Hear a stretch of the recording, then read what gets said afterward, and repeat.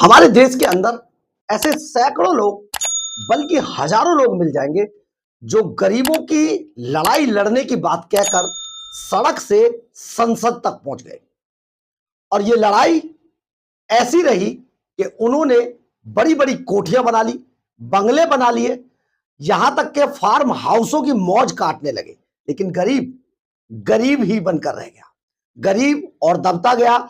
और गरीबों की लड़ाई लड़ने की नौटंकी करने वाला शख्स सड़क से संसद में जाकर बैठ गया, अय्याशियां करने लगा, मौज मस्ती करने लगा। गरीबों की लड़ाई लड़ने की बात कहकर ये लोग मलिन बस्तियों से निकलकर लुटियंस के बंगलों में जा पहुंचे।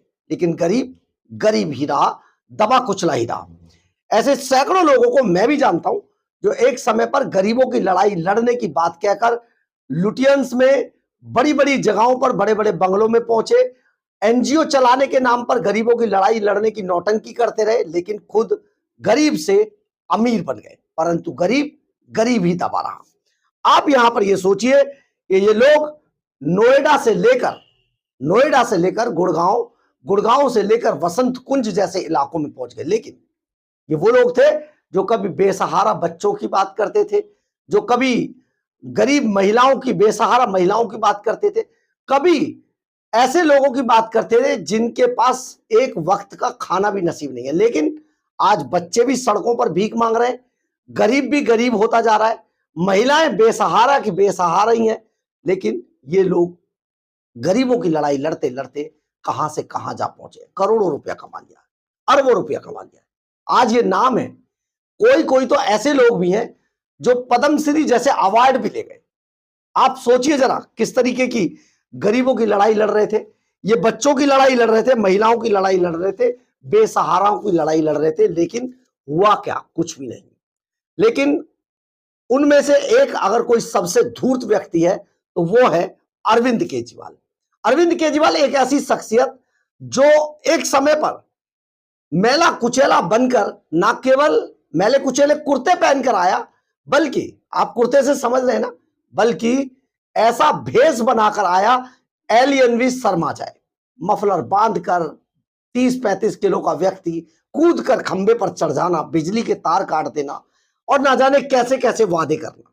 लेकिन बाद में यह धूर्त व्यक्ति ऐसा भेष बनाया, इसने पापा की पैंट कमीज पहनकर, हवाई चप्पल पहनकर उतरा और देखते देखते दिल्ली के मुख्यमंत्री की कुर्सी तक पर जाकर बैठ गया।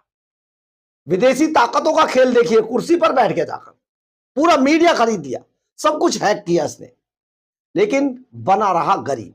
परंतु आप जरा सोचिए इस धूर्त गरीबों की लड़ाई लड़ने वाले व्यक्ति को कि जब ये सीएम की पद पर बैठा, ये शख्स उन 50,000 फ्लैटों को भी झुग्गी वालों को नहीं दे पाया जिन्हें शीला दीक्षित सरकार बनाकर गई थी, लेकिन बात गरीबों की करता रहा।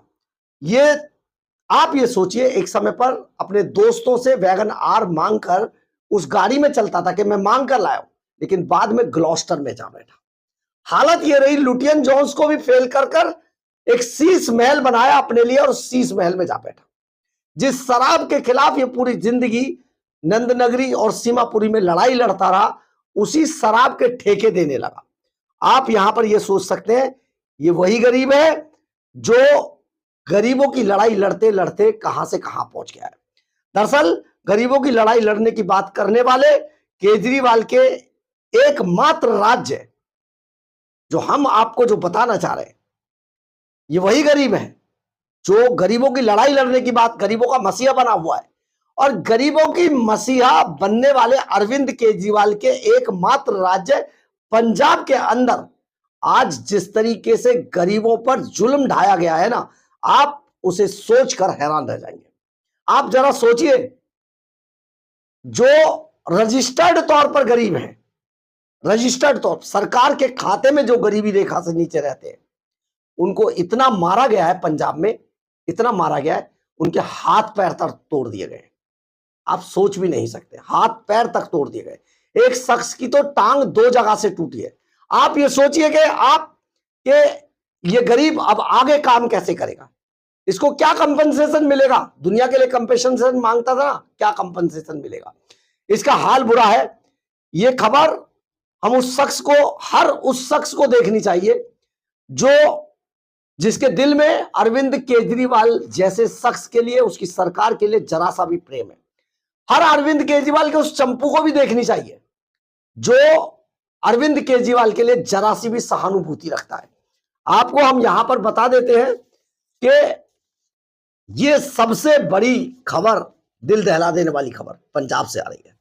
दरअसल हुआ क्या, देश के अंदर अगर सबसे गरीब आदमी कोई है तो वो है जो नरेगा यानी कि वीजी रामजी स्कीम के तहत मजदूरी करता है। सबसे गरीब लोग हैं, रजिस्टर्ड है वो।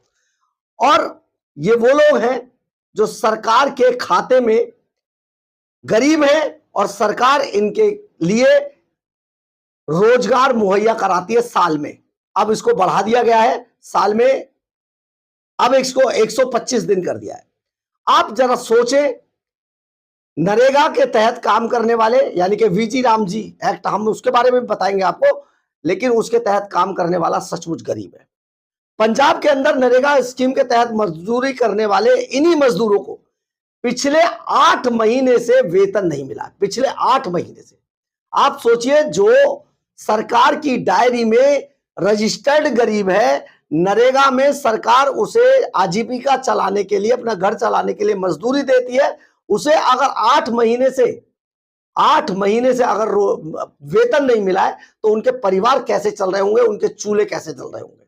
ये वही अरविंद केजरीवाल का राज्य है जिसमें गरीबों की बात करने वाला, गरीबों का मसीहा है केजरीवाल। तो ये जब 8 महीने से इनको सैलरी नहीं मिली, मजदूरी नहीं मिली, तो ये इन मजदूरों का बुरा हाल है। इनके बच्चों को भूखे मरने की नौबत आ गई है। अपने वेतन की मांग करने के लिए ये मजदूर एक स्थान पर इकट्ठा हुए और अरविंद केजरीवाल के मंत्री तरनजीत सिंह सौंध के घर खन्ना स्थित सन सिटी कॉलोनी में रहने वाले तरनजीत सौंध के घर ये अपना वेतन की मांग करने के लिए गए थे। इनकी गलती सिर्फ इतनी थी कि 8 महीने से जो वेतन इनको केजरीवाल ने नहीं दिया है, उस वेतन की मांग करने के लिए खन्ना स्थित सनसेट कॉलोनी में, ये सन सिटी कॉलोनी के अंदर गए थे। वहां पर इनके साथ जो हुआ, गरीबों को दौड़ा दौड़ा कर मारा गया, उन पर आंसू गैस के गोले चलाए गए, उनके हाथ पैर तोड़ दिए गए। पंजाब की पुलिस ने इन पर जो कहर ढाया है वो आप सुनकर हैरान रह जाएंगे। पंजाब पुलिस ने इन मजदूरों को इस कदर पीटा कि इनके हाथ पैर तोड़ दिए गए, आंसू गैस के गोले चलाए गए और मजदूरों के हाथ पैर तोड़कर इन्हें अस्पताल तक भी नहीं पहुंचाया गया। वही तड़पते रहे। लेकिन पंजाब का मीडिया चुप है, क्योंकि पंजाब का पूरा प्रोमिनेंट मीडिया खरीद लिया गया है। जो यूट्यूबर्स वहां चला रहे हैं खबरों को, उनको बैन कर दिया जाता है, उन पर एफआईआर दर्ज कर दी जाती है। कोई मीडिया इन खबरों को नहीं दिखाता है। क्यों? आखिर क्यों? आपको यह खबर कहीं नहीं दिखाई देगी। लेकिन हमने आपसे वादा किया था कि हम केजरीवाल और भगवंत मान की हर उस करतूत को, हर उस जुल्म को, हर उस अत्याचार को आप तक पहुंचाएंगे और बेबाकी से पहुंचाएंगे। इसमें कोई ऐसा नहीं होगा कि हमें कोई रोक ले। दरअसल हम इस पूरे मामले को ऐसे भी समझाना चाहते हैं कि 2006 के अंदर, 2 फरवरी 2006 में, जिस वक्त प्रधानमंत्री मनमोहन सिंह थे, उन्होंने देश के अंदर एक योजना शुरू की थी जिसका नाम था रोजगार, महात्मा गांधी राष्ट्रीय ग्रामीण रोजगार गारंटी अधिनियम। इसका नाम था मनरेगा, इसको कहते थे। लेकिन बाद में इसके तहत पूरे देश के अंदर जो गांव देहात एरिया है, वहां पर लोगों की आजीविका चलती रहे, इसलिए सरकार को यह निश्चित करना था, राज्य सरकारों को, कि वो 100 दिन, एक साल में 100 दिन इन गरीबों को रोजगार मुहैया कराएगी। और इसका पैसा बाकायदा दिया जाता था, डायरी बनी हुई थी, उसके हिसाब से इनके खातों में पैसा डाला जाता। लेकिन अभी हाल ही में पिछले संसद सत्र के दौरान प्रधानमंत्री नरेंद्र मोदी ने इसका नाम बदल दिया और इसमें थोड़े संशोधन किए। इसका नाम वीजी रामजी यानी कि विकसित भारत गारंटी फॉर रोजगार एंड आजीविका मिशन ग्रामीण कर दिया गया। वीजी रामजी इस एक्ट का नाम कर दिया गया और इसके तहत 100 दिन से बढ़ाकर मजदूरी 125 दिन कर दी गई। अब इस योजना के तहत इसमें एक बदलाव और हुआ था कि इसमें आधा पैसा राज्य सरकार देगी और आधा पैसा केंद्र सरकार देगी।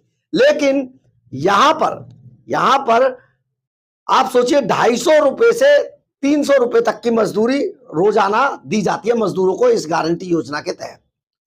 लेकिन अरविंद केजरीवाल ने पिछले 8 महीने से इन मजदूरों से काम तो कराया है लेकिन इनको पैसा नहीं दिया है। मैं पूछना चाहता हूं कि आखिर ये पैसा कहां गया? जब पंजाब का खजाना भरा हुआ है, अरविंद केजरीवाल कहते थे कि हम तो 2000 करोड़ रुपया खनन से कमा लेंगे, 23,000 करोड़ रुपया हम भ्रष्टाचार कम करके कमा लेंगे, खजाना तो भरा हुआ है, मैं सब हिसाब लगा रखा है। तो आज वो पैसा कहां गया? देश में आज ये गरीब अपने हाथ पैर तोड़वाकर अस्पतालों में पड़े हैं।